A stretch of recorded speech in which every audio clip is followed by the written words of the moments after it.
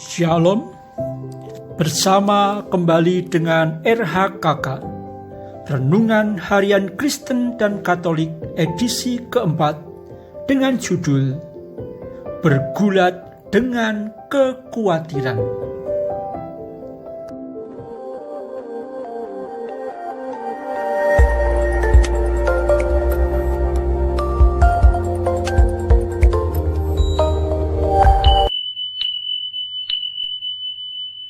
Nats renungan hari ini diambil dari Lukas pasal 12 ayat 29 sampai 30. Jadi, janganlah kamu mempersoalkan apa yang akan kamu makan atau apa yang akan kamu minum, dan janganlah cemas hatimu. Semua itu dicari bangsa-bangsa di dunia yang tidak mengenal Allah. Akan tetapi Bapamu tahu bahwa kamu memang memerlukan semuanya itu. Demikianlah sabda Tuhan. Kekhawatiran menghampiri hampir semua orang di dunia atas merebaknya pandemi COVID-19 sejak awal tahun 2020. Kekhawatiran begitu nyata dalam berbagai aspek kehidupan. Yang pertama dan utama adalah kesehatan. Karena COVID yang berkembang dan menular tersebut belum diketemukan vaksinnya.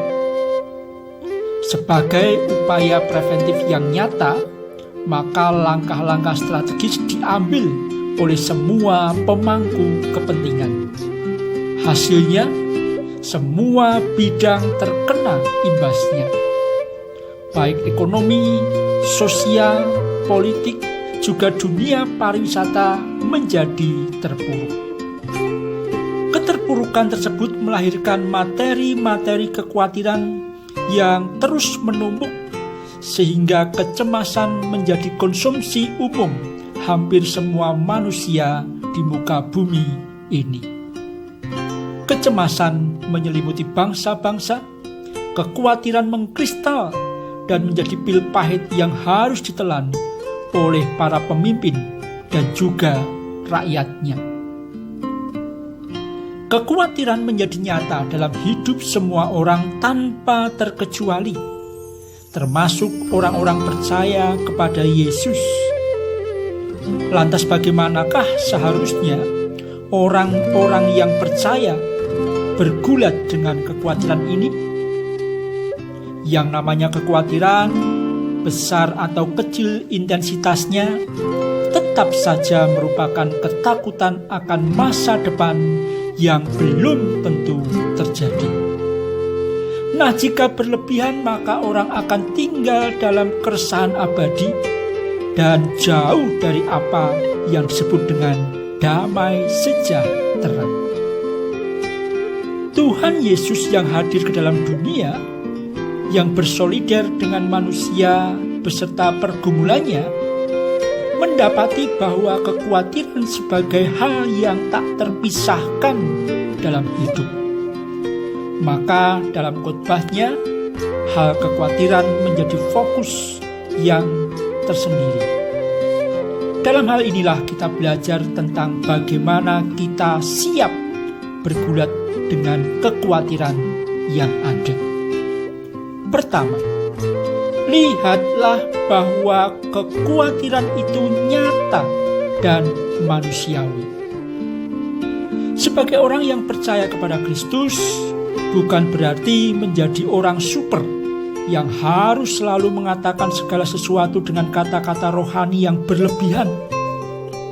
Jangan sampai supaya dipandang beriman, kemudian mengatakan bahwa tidak ada sama sekali kekhawatiran, padahal kenyataannya berbeda.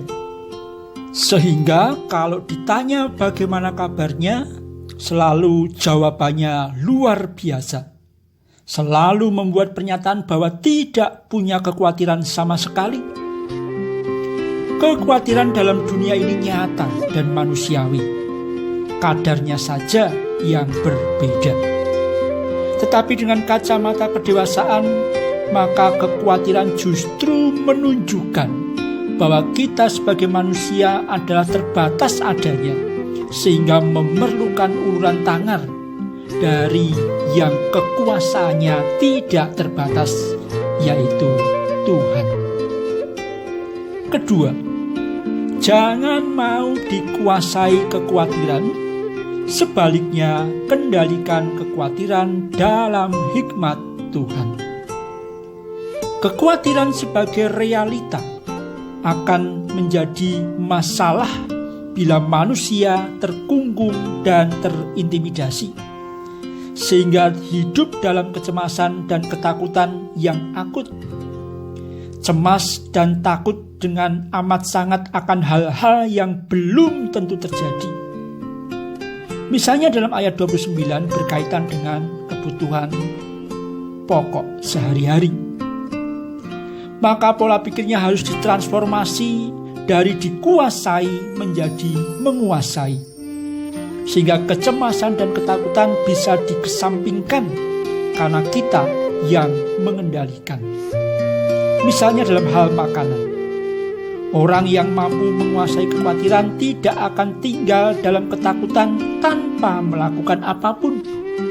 Sebaliknya, dia akan mengendalikan rasa cemas dengan berpikir jernih, menata diri, bergerak dalam kerja dan usaha untuk memperoleh makanan. Ketiga, jadikan iman sebagai jaminan untuk hidup dengan aman. Sebagai orang yang beriman, yang bergumul dengan kekhawatiran, maka senantiasa kedepankan iman. Iman percaya akan Tuhan yang mencukupkan dan memelihara di dalam keyakinan kita, sehingga kita menjadi orang yang tidak hanya menikmati kecemasan tanpa berbuat apapun. Saudara, milikilah pandangan yang dewasa atas kekhawatiran sebagai hal yang nyata dan manusiawi. Kemudian jangan menyerah sehingga hidup tidak dikendalikan oleh kekhawatiran, melainkan kendalikan kekhawatiran dengan iman kepada Allah yang peduli dan mengerti.